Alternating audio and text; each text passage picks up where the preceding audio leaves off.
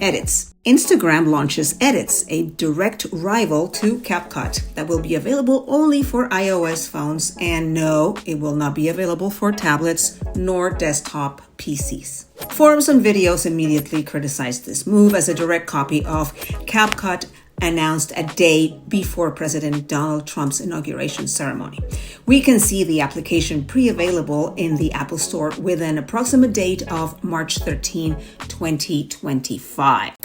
The TikTok return. TikTok returns after having been offline for less than 24 hours for more than 170 million users in the USA. President Donald Trump said at his victory rally on January 19th. And we went on TikTok, and Republicans have never won the young vote. We won the youth vote by 36 points. So I like TikTok. But I said we need to save TikTok. And frankly, we have no choice. We have to save it. A lot of jobs. We don't want to give our business to China. If you do approve, they're worth like $1 trillion. They're worth some crazy number. So I said, I'll approve, but let the United States of America own 50% of TikTok.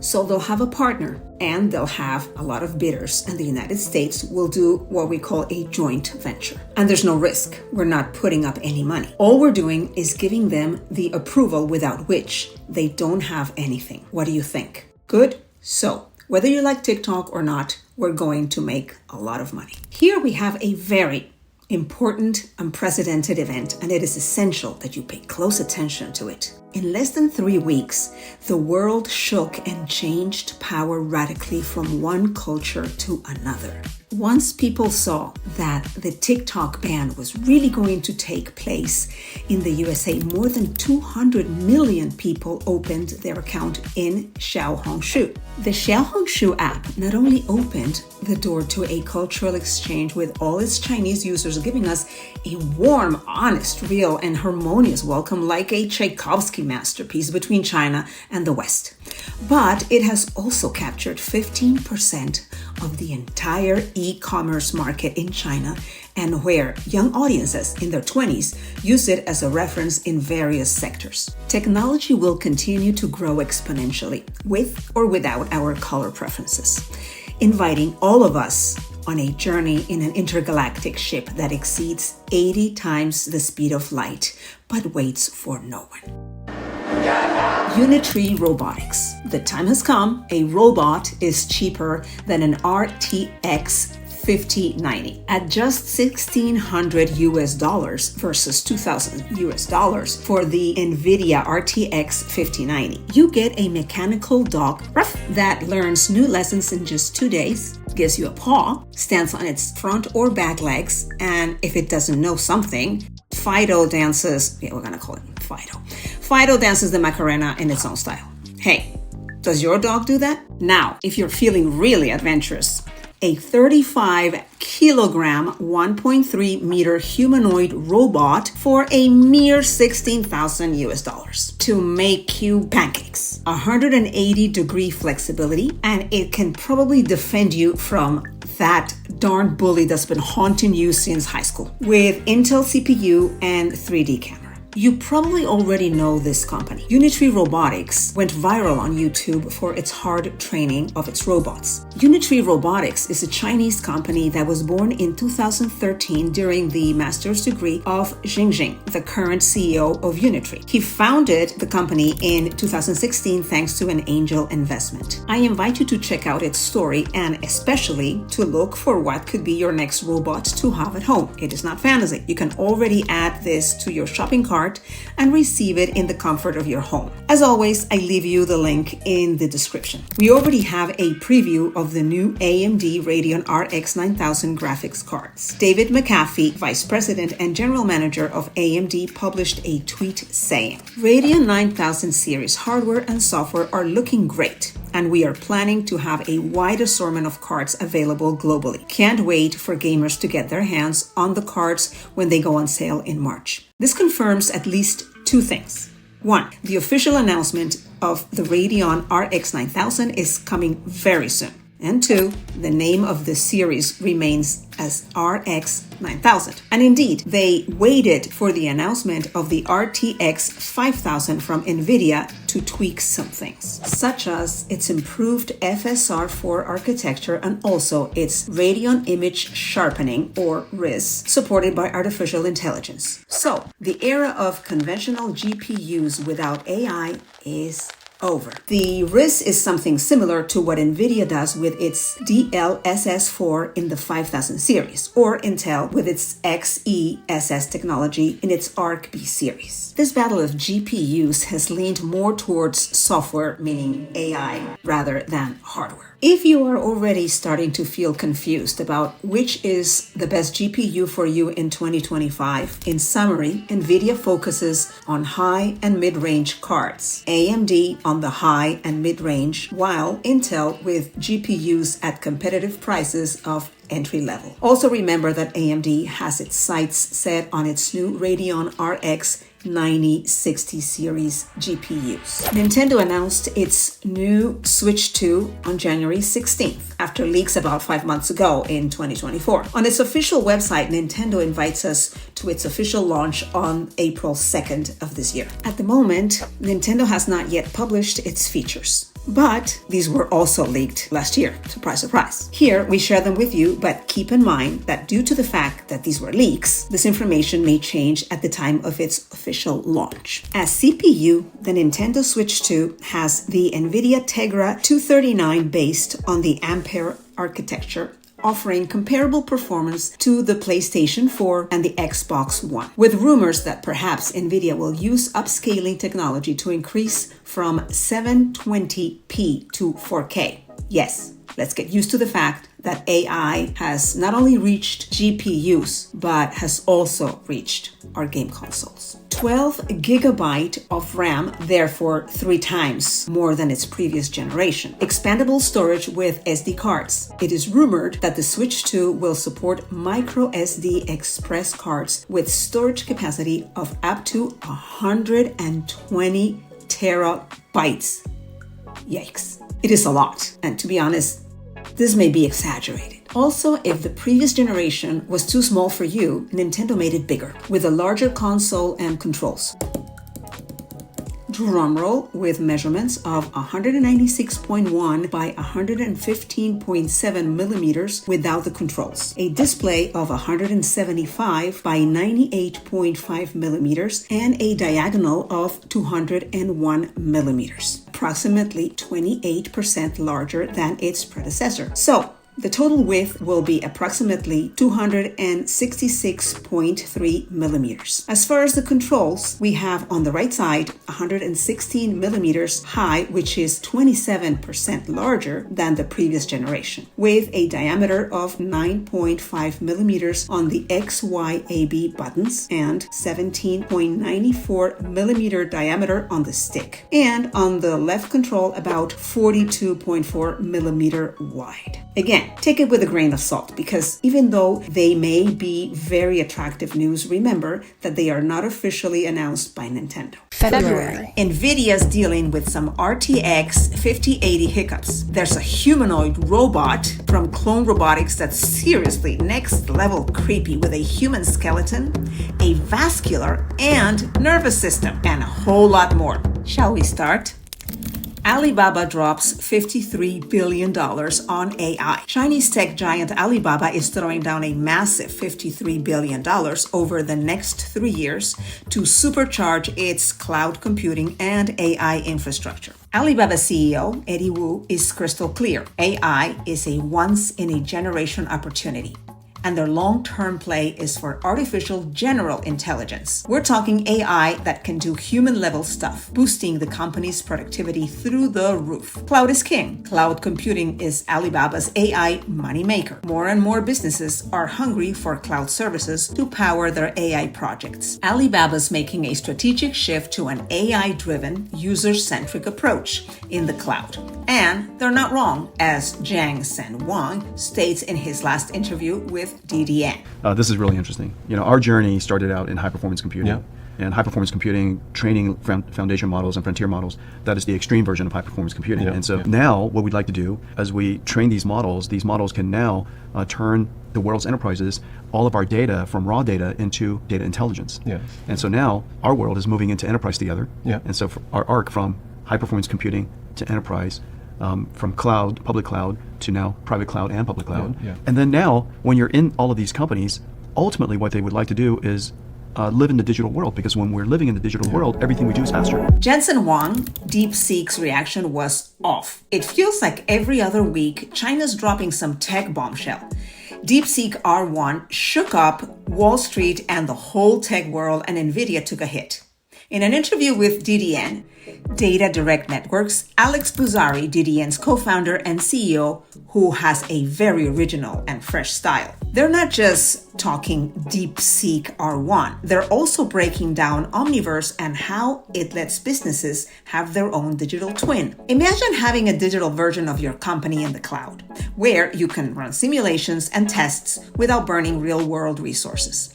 This gives you a much deeper understanding of your data, letting you create and test different versions of your business. The possibilities with Omniverse are endless, and it's a game changer for the digital economy. Also, Jensen says that the reaction that the world had to the DeepSeek release was a wrong reaction. What happened with DeepSeek?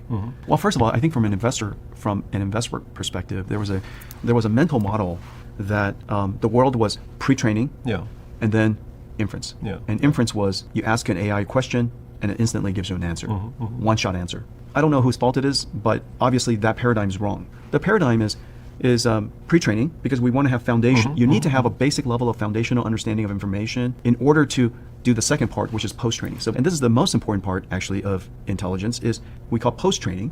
But this is where you learn to solve problems. You have foundational information, vocabulary works and syntax works and grammar works, and you understand how basic mathematics work.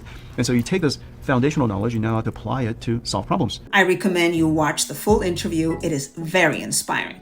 I will leave the link in the description. Nvidia has confirmed that some of their new RTX 5000 series graphics cards had a manufacturing glitch, causing them to lose some rendering units, ROPs, and a bit of performance. They originally listed the RTX 5090, 5090D, and 5070 Ti as affected, with an average 4% hit to graphics performance, no impact on AI or computing. They also said that the affected consumers could contact the board manufacturer for a replacement.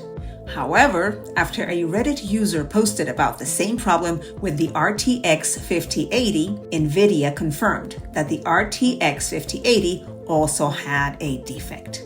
Upon further investigation, we have identified that an early production version of the GeForce RTX 5080 GPUs was also affected by the same issue. Affected consumers can contact the board manufacturer for a replacement, Nvidia's global PR director for GeForce, Ben Beraondo, told The Verge. In response to The Verge, Nvidia says the upcoming RTX 5070 is in the clear, and any cards made recently shouldn't have the issue either. The production anomaly has been corrected. They say Nvidia claims they weren't aware of the problem before the GPUs launched. Do you think that it is normal or even acceptable to have this kind of production errors on a new generation of graphic cards? Or should they have been released error-free? Microsoft's unveiled its Majorana 1 quantum chip. You might be thinking, what's in it for me? Quantum computing is all about insane processing power and speed. Think of it like this. Regular computers are a hamster trying to find its way out of a maze. Quantum chips are like sending a whole army of super fast, super smart hamsters. Microsoft claims that all of the actual computers working together cannot do what a million qubit quantum computer can do. This could be a huge step towards making quantum computing a reality in years, not decades. The uses are endless. Personalized medicine, analyzing genomes and simulating drug interactions, accelerated discovery of new materials for renewable energy, medicine, and tech, space exploration, optimizing spacecraft trajectories, and analyzing astronomical data. If you're into quantum programming, Microsoft has a language called Q#, announced at Microsoft Ignite in 2017. Quantum computing still in its early days, but the potential is mind-blowing. How would you use the power of a quantum chip? Clone Robotics humanoid robot Clone Alpha. Check out these images of Clone Robotics Clone Alpha robot waking up. Wow. Clone Robotics claims it's the first musculoskeletal bipedal android. It's built with artificial muscles, a humanoid skeleton, and a myofiber technology skin. It's got a full human-like system inside: muscles, skeleton, nervous system, and vascular system. This lets it move like a human with fine motor skills for surgery, catching a ball, using tools, playing PlayStation, and even lifting weights. Its artificial tendons and muscles can do human movements and even things we can't do. Here you go. Try moving your pinky without moving your ring finger at all. Clone can do it. Plus, their myofibers contract faster than human muscle fibers. It's powered by electricity and water. Would you have a Clone Alpha at home? I am not so sure about that, especially with that sound and the similarity to the human body. It reminds me of the movie Companion. The film talks about a market of robotic companions that grows very fast with the AI and robotics development. That movie shows the software fragility of the robots and how important it is to have a superhuman security in their operative system to avoid hacks and unforgettable catastrophes like the loss of human lives. Clone Alpha is available for pre-order on their website. I know you're running to get your credit card. I'll drop the link in the description so you can snag one of those first 200 units they're making for 2025. Is this a technological breakthrough, or are we heading into dangerous territory? Food for thought. March. Intel has a new CEO. His name is Lip Bu Tan. His academic and professional background are impressive. Lip Bu Tan served as CEO of Cadence Design Systems from 2009 to 2021. During his time as CEO, Cadence doubled its revenue, expanded operating margins, and delivered a stock price appreciation of over 3.2%. Tan served as a member of the Cadence Board of Directors for 19 years, from his appointment in 2004 until his service as executive chairman from 2021 to 2023 after his tenure as CEO. He is also a founding partner of Walden Catalyst Ventures and chairman of Walden International.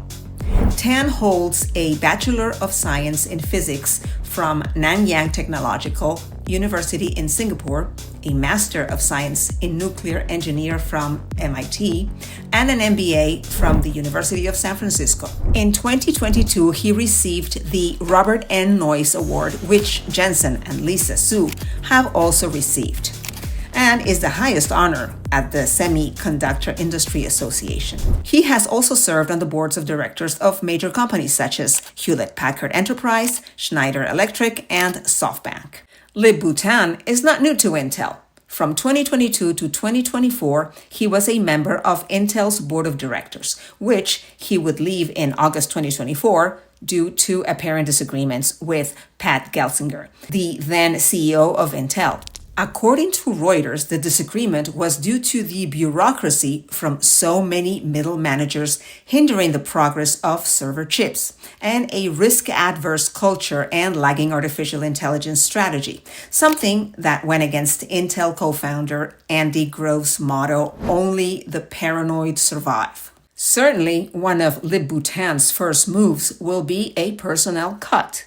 Risky but calculated moves for significant progress in Intel's artificial intelligence and to focus and strengthen even more where they are strongest: chip design and production. Does the strategy sound familiar? Yes, it is the strategy that Lisa Su implemented at the beginning of her tenure as CEO at AMD, when the company was on the verge of bankruptcy in 2014. What do you think he should do as new CEO? what should be his first move? This week, the new image generator from Chat GPT was released, and people have been so fascinated that they've made South Park-style memes, images in a Minecraft-style, Van Gogh-style memes, anime-style memes, and so much more.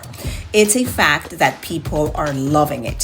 However, this new technology has created a big discussion on the internet as many people used it to only create Miyazaki anime style with the memes or even their own personal pictures. Back in 2016, after a team presented a project with AI to Hayao Miyazaki, he emphatically said, "I would never wish to incorporate this technology into my work at all." But the question is, do you think OpenAI should rethink its new image generator feature?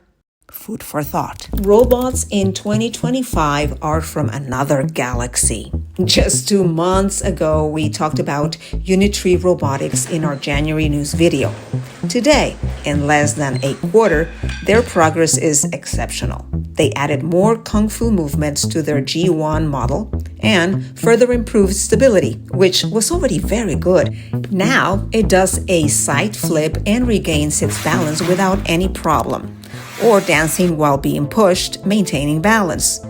Do you have those forbidden dance moves? However, pay attention, because this year is the year of robots, and Unitree Robotics are not the only ones doing interesting things. The Carnegie Mellon University and Nvidia model simulates Cristiano Ronaldo's "Sir." I don't think I can do it. Well, I tried. There.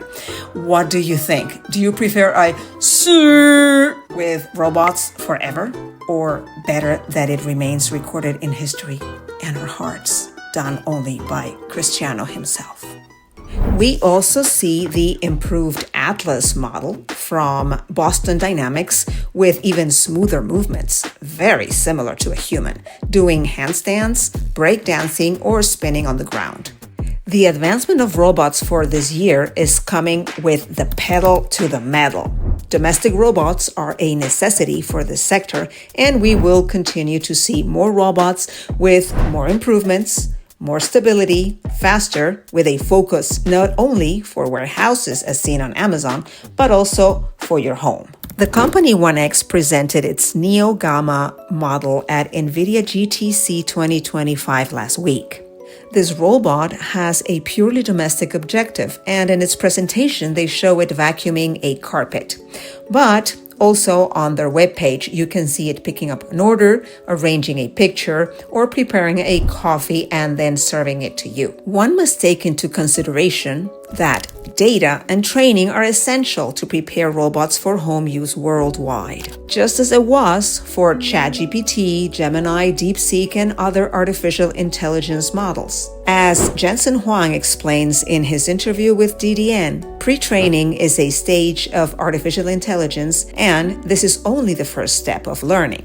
The next step is post-learning, which is like any child after acquiring basic knowledge. Now comes reasoning, to have their own criteria, and that is the next stage. Also, Bernd Bornick, CEO of 1X, said in an interview at GTC 2025, "We want to invite early adopters this year to help us develop the system. We want it to live and learn among people. To do that, we need people to take Neo into their homes and help us teach it how to behave." As usual, I leave you the link in the description if you want to find out more about this article. The AMD team in Japan held an event where they talk about the unexpected success of the RX 9070 XT and comment. AMD is simply not used to selling so many graphics cards. AMD already has 45% of the GPU market in Japan. And as if this weren't enough, they stated that their goal is to reach 70% in the future. That's great, hooray, congratulations to AMD. But please send a few cards to Latin America, and while you're at it, please let them be at reasonable prices, because so many people here would like an RX 9070 XT that is cheaper than an RTX 5080, and in some cases exceeds the performance, of course, with overclocking. But the most important thing is what you think. If there were already graphics cards in the market, which one would you go for, an RX 9070 XT or an RTX 5080? Leave your comments in the bottom. In recent months, artificial intelligence has not only grown exponentially online, but also in local models, which means running artificial intelligence models on your computer without sending data to companies. Let's dive in. Nvidia has released the RTX 6000 Pro, although its performance is only 10% better than the RTX 5090 in some cases. Attention, because this card is not designed to give you 1,000 frames in Cyberpunk at 8K or 4K, but to run artificial intelligence models on your computer. The RTX is designed with the Blackwell architecture, more than 24,064 CUDA cores, 96 gigabytes DDR7 ECC, maximum consumption of 600 watts, 5th generation Tensor cores, memory bandwidth 7092 gigabytes per second. It is definitely a beast. And attention, because the Tensor cores or the CUDA cores are the cores that AI asks you to have on your computer locally. We speak from experience. We have used AMD cards to run local models, and although the incompatibility problem can be solved, we recommend that if you want to avoid problems, for now choose an Nvidia card. If, on the other hand, you don't care about possible problems, AMD is much better, cost-effective in VRAM quantity. With the RTX 6000 Pro, you can run most of the heaviest artificial intelligence models locally, but at a price of more than $8,565. Now watch out, because a very interesting phenomenon is happening, and that is that the new artificial intelligence models that are coming out are lighter or compressed models with inference results of higher models like the Mistral 3.1 versus DeepSeek R1. So,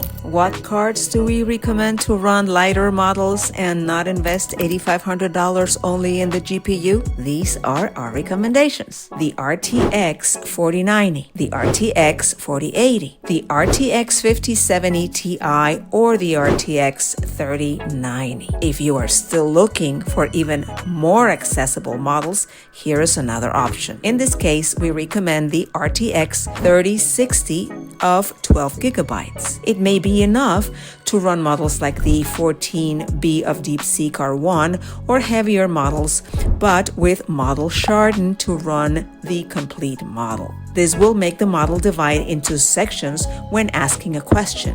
It will take longer to answer, but no matter how heavy the model is, it will send you the inference. Leave us a comment if you would like us to make tutorial videos about artificial intelligence or recommendations of local models like Focus to generate images or One 2.1 that generates video with impressive quality locally. This is one of the most iconic returns of a CEO ever seen in technology industry, or even in the semiconductor industry.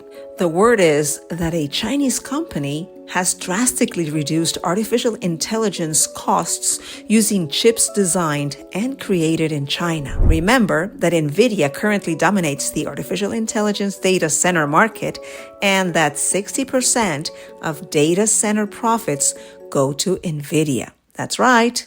60% of the profits from every data center created go to Nvidia. It's impressive. The Chinese company is called Ant Group, and it is backed by Alibaba founder Jack Ma, and managed to use Chinese chips manufactured by Alibaba and Huawei to create methods that reduce AI training costs by 20%, according to Bloomberg, citing sources familiar with the matter. It is also said that the chips manufactured in China had a similar performance to Nvidia's chips during Ant Group's tests, according to Bloomberg sources.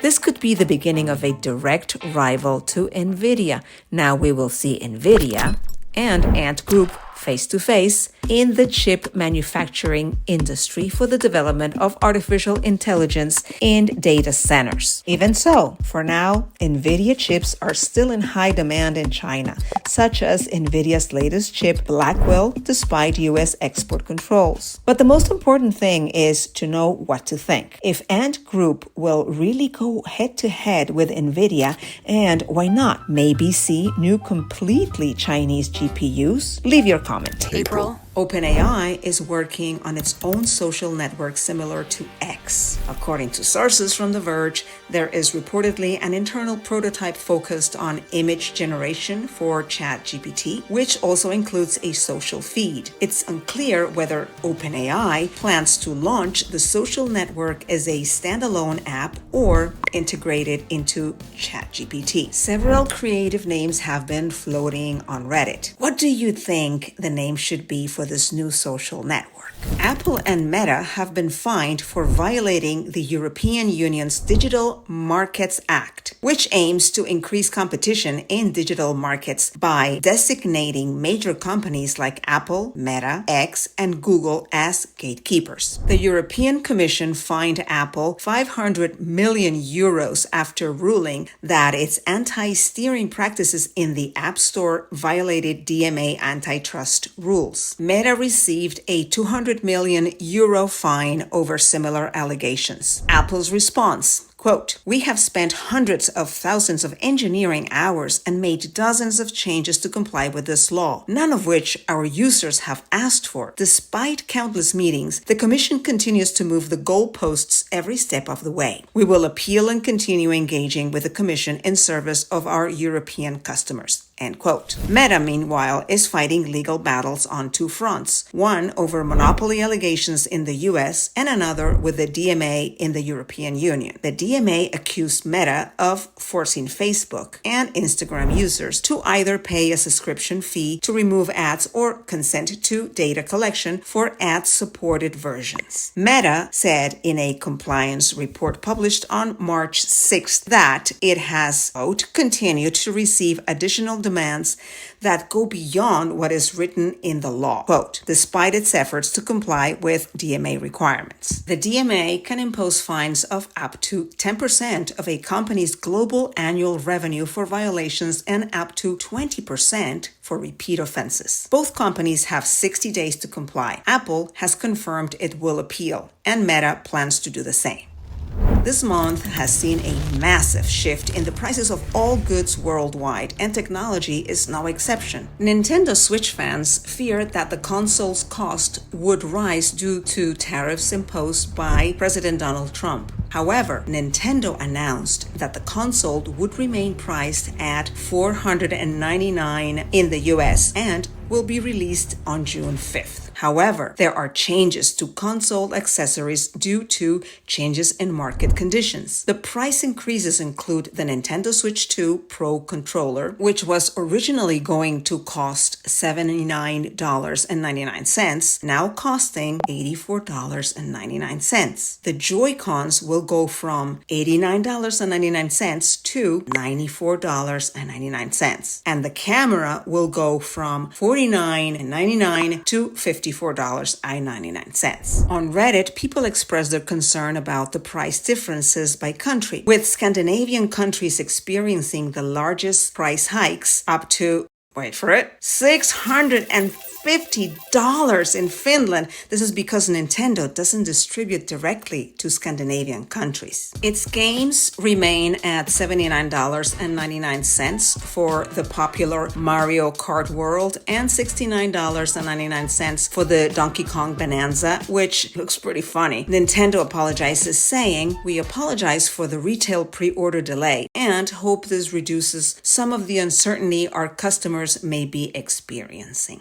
Nvidia has announced the RTX 5060 set to launch in May. Market reaction remains to be seen, as few people in 2025 seem interested in buying an 8GB VRAM card at its listed price. Despite being equipped with DLSS4, multi-frame gen, and AI scaling, the RTX 5060 is still just an expensive 8GB card. Moreover, Nvidia's MSRP is far from reality, especially in Mexico or Latin America. Distributors rarely adhere to these suggested prices, making them seem more like a marketing tactic than an actual retail guideline. If you're upgrading from an older generation like the RTX 4060 or RTX 3060, we recommend opting for a 12GB or 16GB card instead. For example, the 16GB RTX 5060 Ti, which Nvidia suggests should cost $429, or the RX 9060 XT, which according to leaks will also come in 16GB and 8GB variants at a lower price than Nvidia's offerings. The 8GB RX 9060 XT is expected to cost between $269 and $299,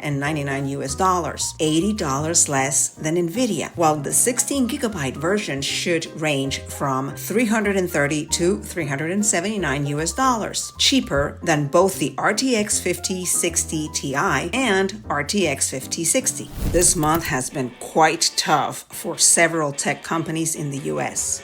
The U.S. Department of Justice won its antitrust case against Google, which accused the company of operating a monopoly in the advertising technology industry, namely Google Ads. Back in August 2024, Google had been accused of monopolistic practices, at that time for dominating online search, namely Google Chrome. The judge determined that the agreements give Google a major, largely unseen advantage over its rivals, and that most devices in the US come pre-installed with Google's search engine. Plaintiffs have proven that Google was willfully engaged in a series of anti-competitive acts to acquire and maintain monopoly power in the publisher, ad server, and ad exchange markets for open web display advertising, writes US District Judge Leonie Brinkema. We won half of this case and we will appeal the other half, Lee Ann Mulholland, Google's vice president of regulatory affairs, said in a statement to The Verge. The court found that our advertiser tools and our acquisitions like DoubleClick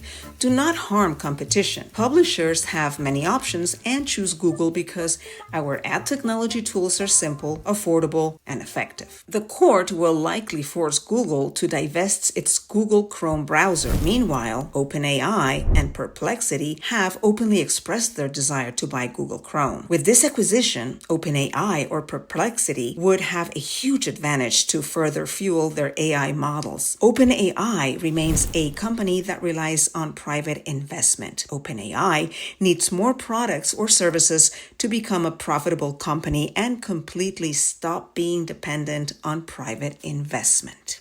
TSMC, the massive Taiwanese chipmaker, is joining forces with Intel just weeks after the appointment of Lin-Bu Tan as Intel's new CEO. TSMC manufactures chips for Nvidia, AMD, and Snapdragon, dominating over 90% of this market. Reports suggest they will collaborate on semiconductor production. This doesn't mean TSMC will make all of Intel's chips, but rather that they've entered a joint venture where TSMC will train Intel employees on certain chip manufacturing practices. In return, TSMC will receive 20% of the profits from the deal. Do you think this is a smart move by TSMC to nearly monopolize semiconductor production, or is competition still necessary in this sector?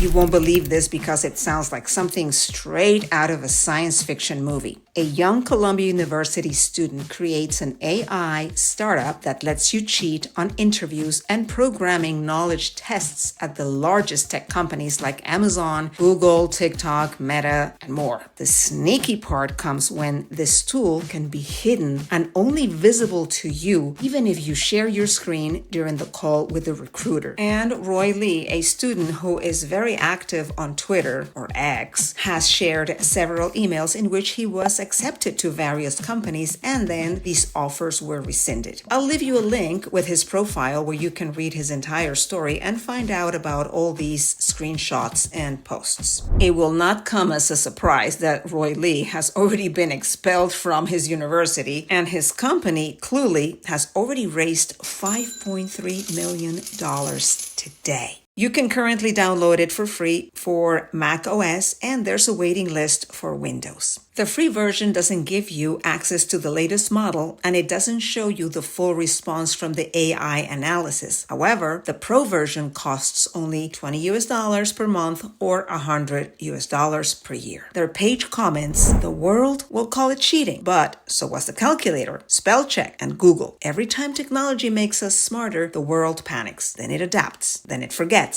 and suddenly it's normal." Or is it? We have reached the point where not only will you use AI in real time, but your boss will use it at the same time as you to reason, discuss, or plan company goals while you, with your own AI, respond based on the reasoning of another AI. I'm getting very confused. Where do you think this AI would be most helpful? Google isn't the only company on trial again this month. Meta is back on trial for monopoly allegations. Today, Instagram has approximately 2 billion monthly active users. When Facebook bought Instagram in 2012, it did so for $1 billion. And WhatsApp for $19 billion in 2014. Before the Instagram purchase, Facebook was developing a camera app. Zuckerberg said, "I thought Instagram was better at that, so I thought it was better to buy them." In 2018, Zuckerberg suggested separating Instagram from Facebook, saying, "Most companies actually perform better after they've been split up." Now, Meta is appealing in court to prevent this from happening. Furthermore, we don't believe the court will only order it to separate Instagram from Meta, but also from WhatsApp,